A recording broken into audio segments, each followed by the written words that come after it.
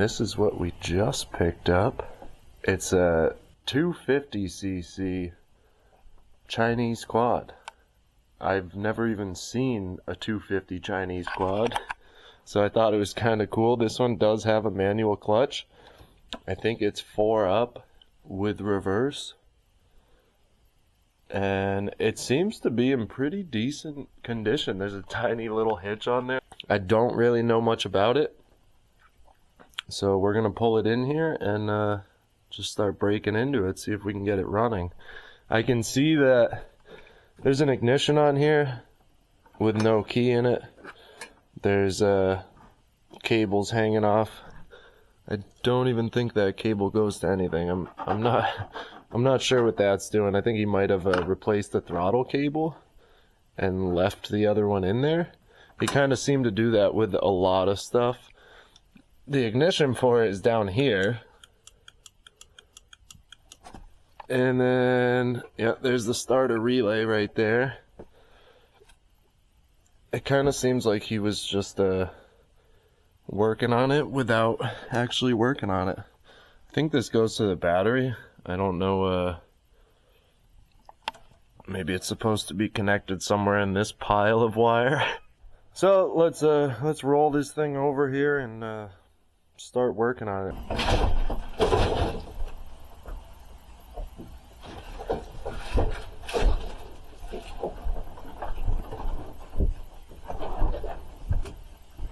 So this thing actually looks like it's in pretty decent shape, especially for one of these Chinese quads. There is a tag on the front. I don't know if you'll be able to read that, but it says BTOW-X 230cc engine displacement, 15W40 for the lubricant. It has a spark plug on there. This actually has a lot of good stuff on here. For 2011 model, so I think this is a 2011. There's no cracks in the frame. It all looks pretty good. The shocks are a little squishy. The front's not too bad. The brakes work. We got the rear brake here. That works. We got the front brake here.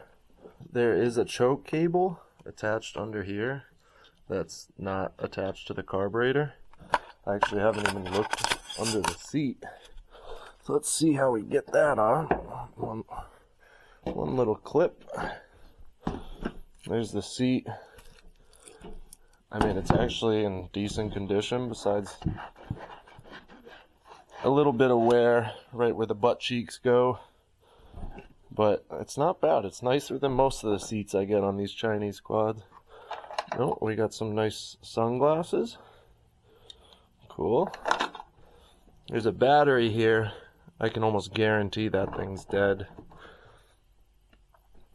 There is a carburetor. It looks like the air box is just kind of hanging there. He probably pulled it off and was trying to spray some starter fluid in there or something.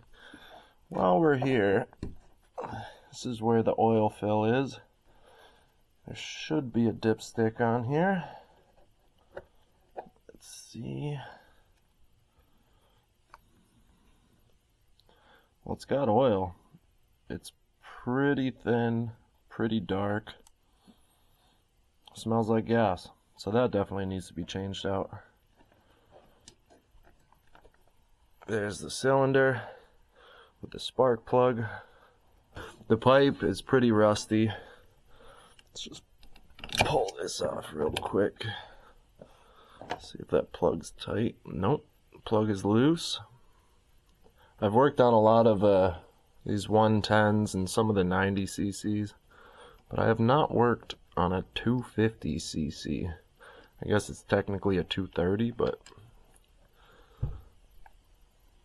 plug looks pretty dark, wet, but definitely oily. I'm gonna spray some penetrating oil down there. I don't know how long this thing's been sitting, but we're just gonna get that oiled up a little bit. We're gonna throw a jump pack on this thing and see if she turns over at all. Oh yeah. Let's see if this thing has spark.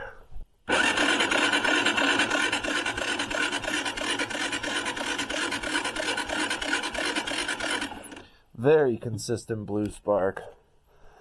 We're happy with that. Let's throw a compression tester on here and see if this cylinder's got compression. Okay, well, we have great spark. Let's see if we have compression.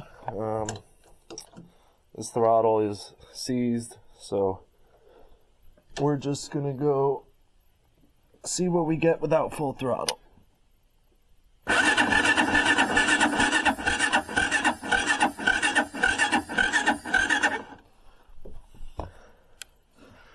Not a good sign. This does tend to read a little bit low. It's like a Chinese compression tester, but for the Chinese quad, it should work fine. It's about 80. Okay, so we definitely have enough compression to at least start it. If you heard that thing turning over, let's see if she goes one more time. So the next thing we need to do is we gotta change out that oil, and we also have to get that carb out and try to get this throttle working, because that is sticky. But the other thing I want to do is see if these tires hold the air. Actually, these back ones are a little bald, the front ones look good, but like this one's definitely been sitting outside. She's got some dry rot. So let's see if these fill up. Well, we ran into a bit of a problem. I went to fill this up and the whole valve seat just came out. What I'm hoping is I can just press this back on here. Well, I pushed really hard and I feel like it's working. I got scared for a second that I was going to have to order some valve replacement tools that I don't have here. But it seems like it's going. We'll see if it holds. Alright, I think that worked. Oh, maybe it didn't. Oh, maybe it did. Hopefully that doesn't just fly out once I start riding this thing around. But that tire seems good.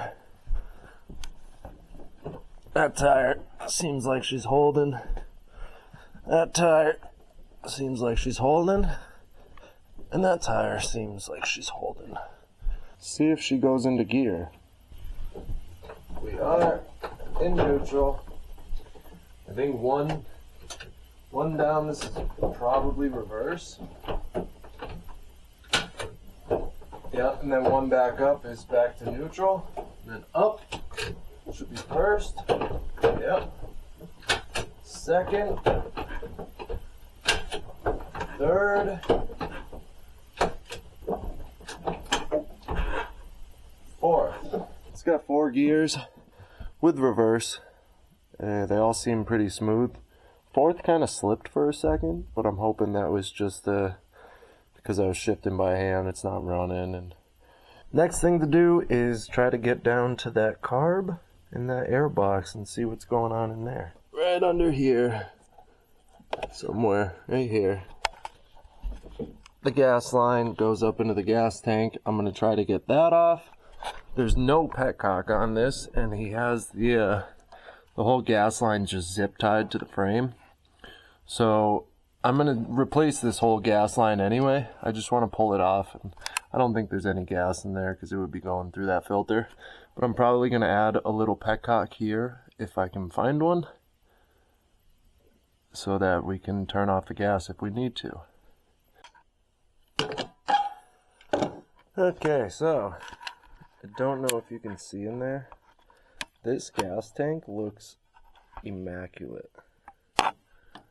Like, really clean in there. I have no worries about that. I can see the filter right there. Beautiful gas tank. I did get the line off of the bottom and the gas tank was completely empty. There's nothing in here. I will have to cut this zip tie and this zip tie, which both just go to the frame.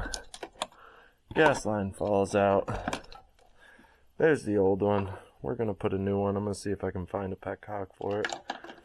And now we can hopefully pull that carb and air box out. Should be able to slide this carb out.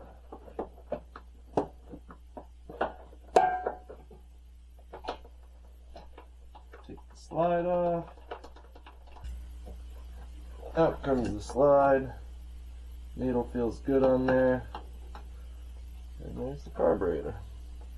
I do have to find that other nut, but there she is. Choke was working. She looks pretty dirty from here. I think the guy who had it before me was spraying a lot of stuff in there, because that does not look good. I can smell the starter fluid on it, and I mean, well, there is some gas in there, so we can see what that looks like. Oh, there's our carburetor. The intake, I don't know if you can see, but the boot looks like he might have had to use some gasket maker on it, so it might have had a leak before. Or it's just really crusty from something. I don't know, it's like blue. So it kind of looks like gasket maker. Oh, there's that nut. We'll get that. Now we know that we have that, as long as we can get it out of there. But let's crack into this carb. Okay, so I took the air box out, and it looks like it might have made its way through a fire. It's in pretty rough shape. I'm pretty sure this was closed off. We might throw a pod filter on it or something for now. I don't know. We're going to look up the filter for this thing and see what we can find, but I don't think that's any use to us right now. This is a original Kion carburetor, which is kind of surprising because it's a Japanese-made bike. So I'm thinking maybe this isn't the original carb that came on it. Or they just put Kion carbs on the 250s, because most of the Chinese quads that I see, you can't even open up the bowl. They're actually riveted shut. Looks like just 3 screws. Is there any gas in it?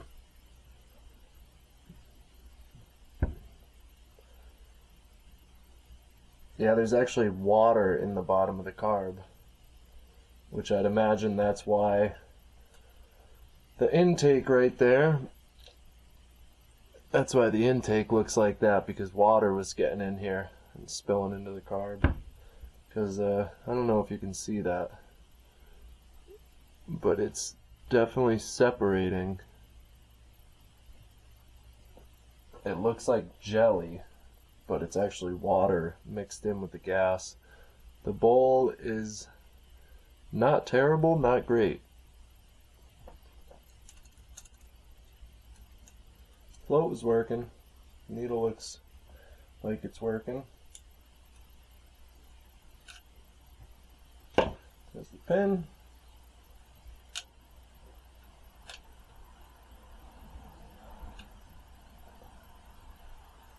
Float looks good. Needle looks good.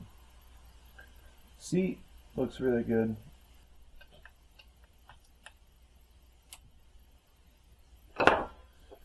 Main jet and emulsion tube coming out. Yeah, that emulsion tube, those holes are definitely clogged up on that.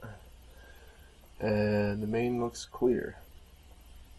I don't see any numbers stamped on the main.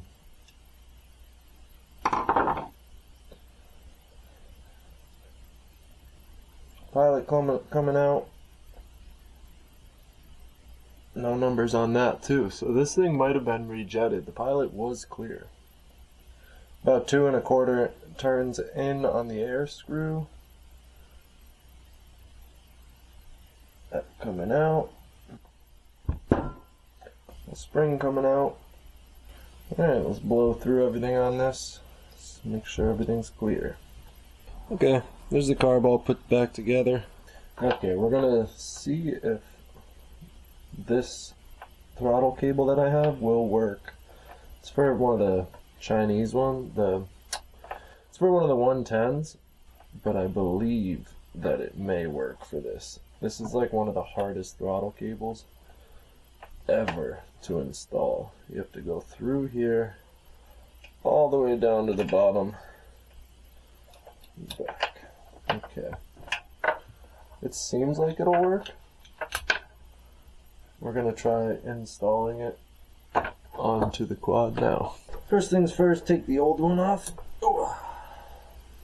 I can see what happened here. Somebody makeshift made, I don't even know what that is.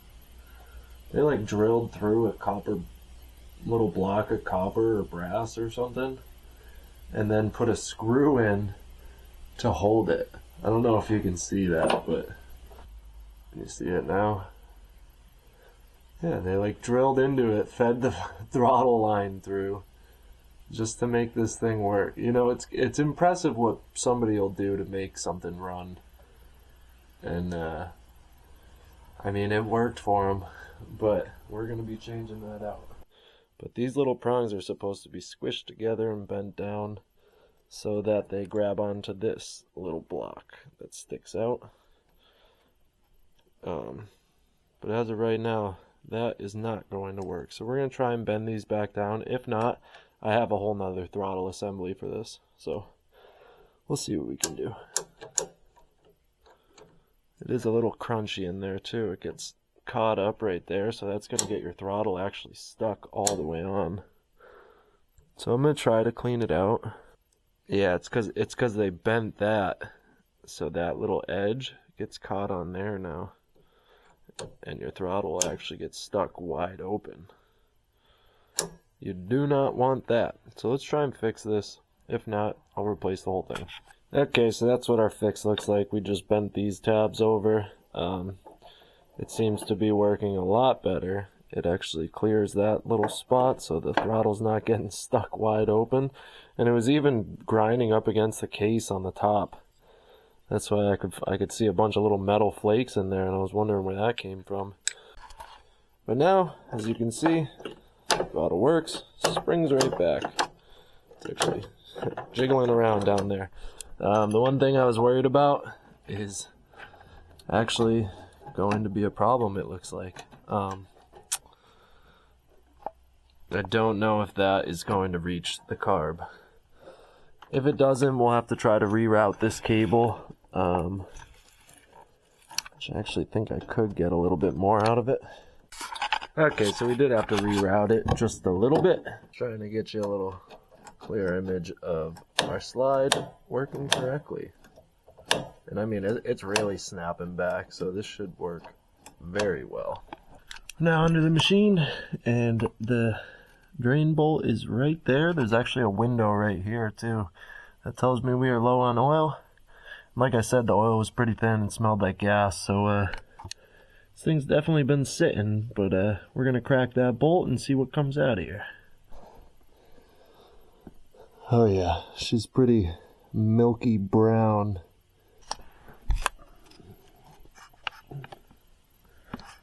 Look at that color. It's almost gray. Okay, the oil's drained. It did have some metallic flakes in it, but hopefully the bottom end is good. I mean, it did shift through all the gears. It called for 15 W40. All I have is 10 W40.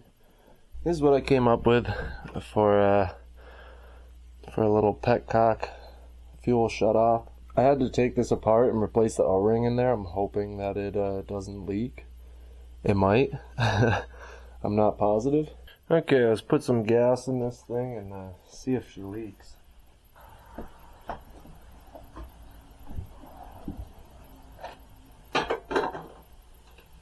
She seems to be holding the gas. No leaking coming from the bottom of the tank. No leaking coming from our petcock. I also realized that I probably should have put the filter before the petcock because this will get gummed up. But yeah, it's all hindsight's 20/20. Yep, she's leaking. All right, so that petcock is not good. All right, we're gonna pinch off that line, and I have a different petcock that might work. Let's try it quick. Okay, so I have this petcock that I don't believe leaks. But the only thing that sucks is it's really hard to turn because the little knob broke off. So we're just going to have to swap it out as quick as possible. We're going to turn the gas to off. We're going to pinch off our line with some vice grips. Well, it seems to be holding the gas anyway. We're going to throw a clamp on that. It just got covered in gas. This petcock is not good. It was, I had a feeling that the O-ring I put on there was a little small. But that one seems to be holding. Let's try turning it on. I sprayed it with WD-40 and it's a lot easier to turn on now. It is not leaking gas. Is the carb leaking gas? I think the carb is holding. Okay, we should be all good for our first start attempt. Okay, let's see if this thing goes. Choke is on.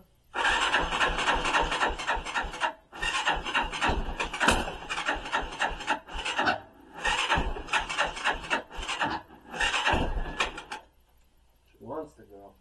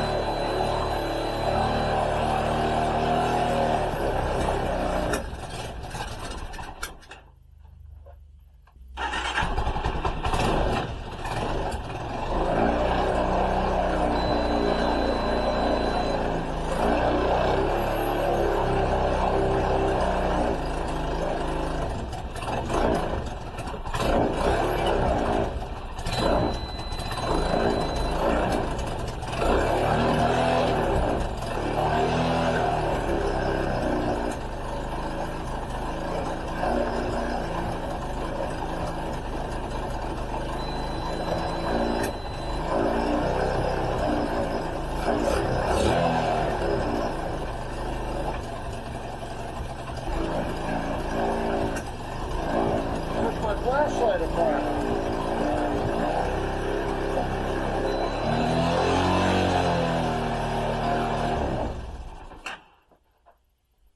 Okay, so this thing definitely has an air leak right at the boot here. Yeah, if you can see. Oh, look, you can see light. You can see daylight right through it. Yeah, that thing is cracked bad. It's only going to get worse. I either need to order one of these or try to fix that with something. It looks like they tried to use gasket maker, rubber cement or something. So we're going to have to get that fixed up. Maybe I'll just zip tape it for now, ride it around like that, it'll be good. But I can definitely hear the idle going up and down because it's sucking in air right there. And it'll make it run lean. Yeah, you can see it. It's the tip on that is pretty white. So she's definitely running lean. And I can almost guarantee it's because of that boot. Doesn't feel like it's jetted wrong at all, but those jets didn't have any numbers on it, so it might be. But yeah, we're definitely gonna have to fix up that boot. Okay, for now that is our temporary fix. It's just some zip tape. If you don't know what zip tape is, you should know what it is because it's the best stuff ever. It's like 30 bucks a roll. It's actually made for when you do plywood sheathing on houses. You seal the joints with zip tape, but it works so good as repairs for like everything. You've probably seen it on pretty much every seat of everything ever. For example, the Suzuki has, and I didn't do this either, this was somebody else, and literally everybody uses this stuff. It's the best tape ever. Alright, let's get this thing started up and try taking it for a ride. I ordered an intake boot for that.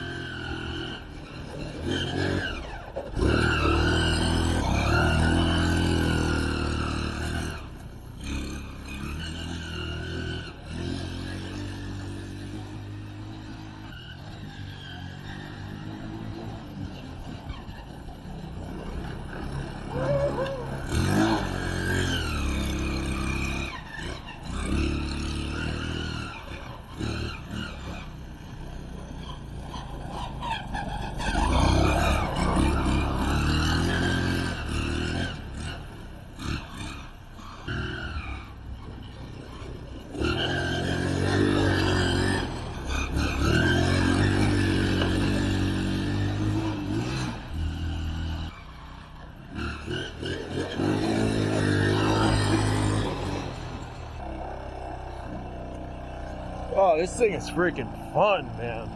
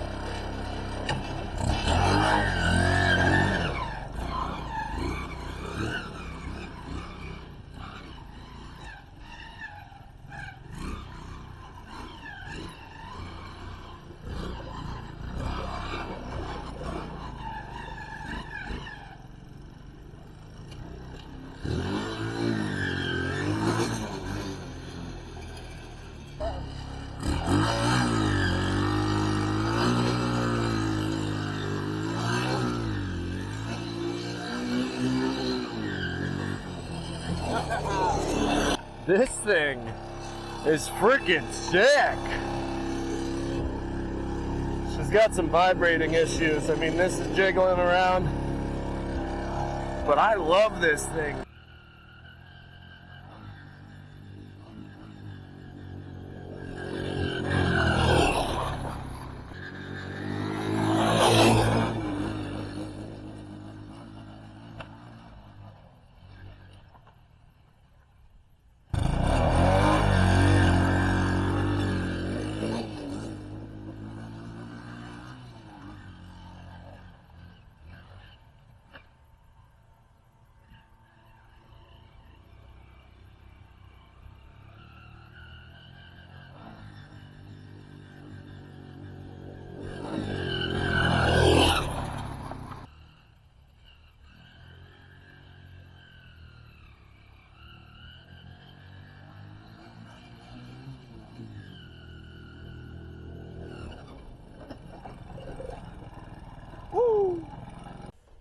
Oh man, well, this thing is freaking awesome.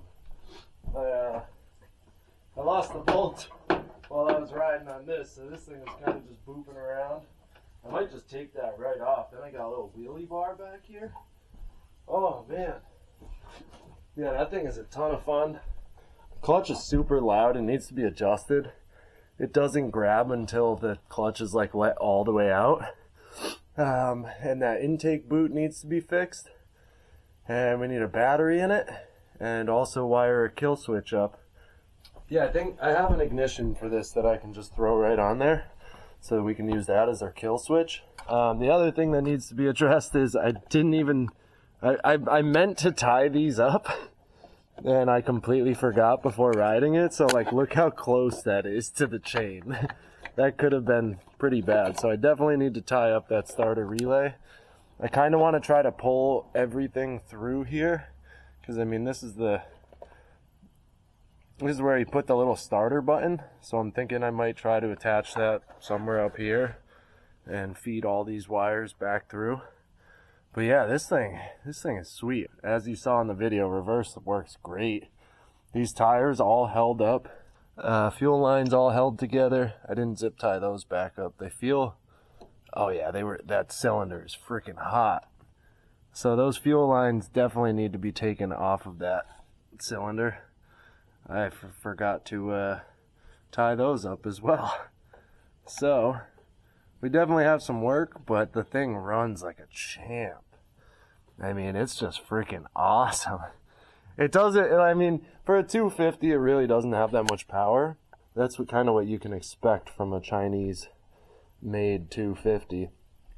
I do think that it might be a little low on compression, those rings. Probably need to be seated a little bit better, so I'm going to keep an eye on that, but it's running right now, you know. See, I've been riding the 300's pretty fun, but it doesn't have the manual clutch that this thing has. This thing is just too fun because of the clutch. But I'm so used to riding these little 110s. They're automatic. That thing's automatic. This bike, this Chinese amalgamation that I have is actually a 3-speed, but semi-auto. That PW80, 3-speed, semi-auto. Automatic moped, you know. So it's nice to have something with a clutch. It's been a while. Another thing to mention is I did a lot of work to this. I actually got it running for a while. Pretty sure the condenser's bad on this, but we'll have to look into that a little bit more. But the entire time I was working on this, I didn't have any audio because I was using this external mic that I didn't realize had to be charged. So I don't have any audio with that. I think I have one clip of this thing running. Maybe I'll play that right now.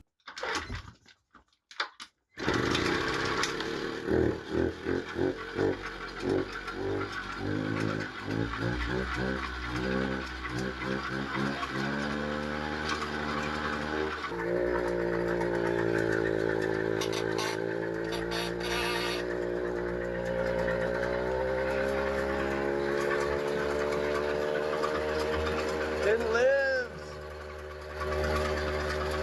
But we're gonna do all of that off camera, and yeah, I hope you enjoyed watching me get it running again and going for the first ride. That was a blast. That's gonna be all for today's video. I hope you enjoyed the 2011 Tao 250cc. I think it's called a Blano or something. All right, until next time.